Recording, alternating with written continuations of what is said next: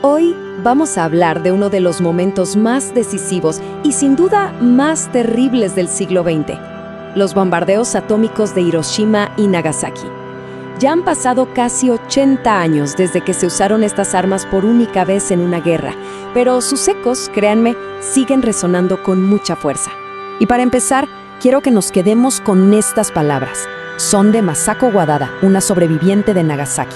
Su frase es simple pero muy potente. Han pasado 80 años, pero nada ha cambiado. Es un recordatorio de que las lecciones de 1945 son, quizás, más importantes hoy que nunca. A ver, para entender cómo se llegó a este punto, tenemos que viajar en el tiempo a 1945. La guerra en Europa ya había terminado, pero del otro lado del mundo, en el Pacífico, el conflicto entre Estados Unidos y Japón seguía, y con una ferocidad increíble. Y de repente todo se aceleró. El 16 de julio, el famoso Proyecto Manhattan tiene éxito. La prueba Trinity, la primera detonación nuclear de la historia. Apenas 10 días después, el presidente Truman lanza un ultimátum a Japón. O se rinden sin condiciones o se enfrentan a una destrucción rápida y absoluta. Pero ojo, en ese mensaje nunca se mencionó esta nueva y aterradora arma. Y bueno, el 6 de agosto, el bombardero Enola Gay soltó a Little Boy sobre la ciudad de Hiroshima. Lo que pasó en ese momento fue, en palabras de quienes lo vivieron, un descenso directo al infierno. En un solo parpadeo, una ciudad llena de vida simplemente fue borrada del mapa. Toshio Tanaka, que en ese entonces era un niño de solo 6 años, recuerda ese instante. Iba de camino a la escuela. Lo que vio es algo casi imposible de describir.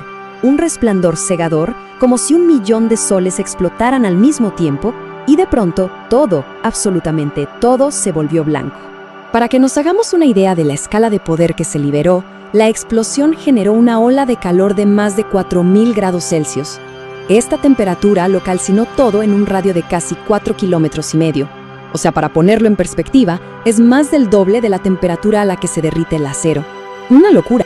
La descripción de Tanaka de lo que vino después es escalofriante. Habla de multitudes de personas caminando en un silencio sepulcral, con la piel quemada colgando de sus cuerpos como si fueran fantasmas. Es una imagen que nos muestra un horror que va mucho más allá de la destrucción material. Es algo surreal y profundamente desolador. Uno pensaría que después de algo así, de una devastación nunca antes vista, la guerra terminaría de inmediato, ¿verdad? Pues no fue así. El alto mando japonés no se rindió y el silencio de Tokio llevó a Estados Unidos a ejecutar la siguiente fase de su plan. 3 días más tarde, el 9 de agosto, el objetivo era otra ciudad, Kokura. Pero a veces el destino de miles de personas depende de algo tan simple como el clima. Había demasiadas nubes sobre Kokura, así que el bombardero tuvo que desviarse a su objetivo secundario, Nagasaki. Y en Nagasaki, la historia se repitió de una forma igual de apocalíptica. El sobreviviente Sumiteru Taniguchi lo describió como un mar de fuego, un infierno, con cuerpos calcinados y gritos de auxilio que salían de entre los escombros. Si bien Fat Man, la bomba de Nagasaki, era diferente, usaba plutonio y era más potente que Little Boy, la geografía montañosa de la ciudad ayudó a contener un poco la explosión. Pero al final, más allá de las diferencias técnicas, el resultado fue el mismo horror. Las cifras combinadas de muertes para finales de ese mismo año van desde las 110.000 personas hasta más de 210.000 personas. Y claro, todo esto nos lleva a la pregunta del millón, la que se ha debatido por casi 80 años. ¿Fue realmente necesario? Vamos a meternos de lleno en esto, porque la justificación detrás de la decisión del presidente Truman sigue siendo hasta el día de hoy uno de los temas más polémicos de la historia moderna. Básicamente, hay 2 grandes narrativas que chocan. Por un lado, está el argumento oficial.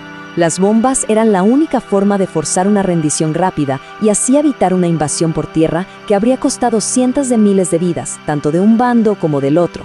Pero por otro lado, está la visión crítica, que sostiene que fue una decisión inmoral contra civiles, que fue una demostración de poder dirigida a la Unión Soviética justo cuando empezaba la Guerra Fría, e incluso hay quienes dicen que fue un macabro experimento para probar el arma. Pero más allá de las razones, las consecuencias fueron las que definieron la era de la posguerra. El impacto fue mucho, mucho más allá de las explosiones. Y aquí es fundamental conocer un término, hibakusha. Es la palabra japonesa para los sobrevivientes de las bombas, personas que no solo vivieron ese infierno en la tierra, sino que cargaron con las secuelas físicas y psicológicas por el resto de sus vidas. Y es que el legado más silencioso y terrible de las bombas fue la radiación. Los hibakusha sufrieron quemaduras y enfermedades horribles al principio, pero a largo plazo enfrentaron tasas altísimas de leucemia y otros tipos de cáncer, además de cataratas, tumores y una profunda discriminación social. Y el trauma no era solo físico, el psicológico fue inmenso. Esta cita de Keiko Ogura es desgarradora. Por más de 10 años, ella se culpó por la muerte de 2 personas a las que en sus últimos momentos solo les dio un poco de agua. Su historia es un reflejo del enorme peso de la culpa del sobreviviente que muchos cargaron en silencio.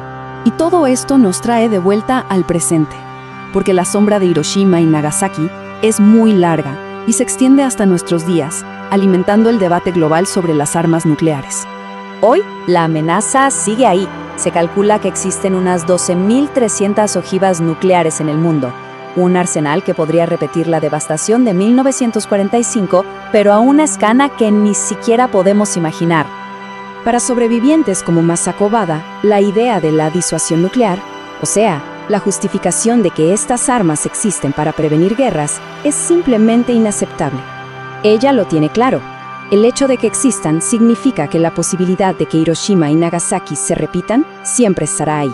Y cerramos con esta reflexión final de la misma Masako Bada. Su gran temor es que antes de que el mundo realmente aprenda la lección, la historia se repita y tengamos nuevos hibakusha. Es una pregunta que, casi 80 años después, sigue ahí, flotando en el aire, como un recordatorio de lo frágil que es la paz.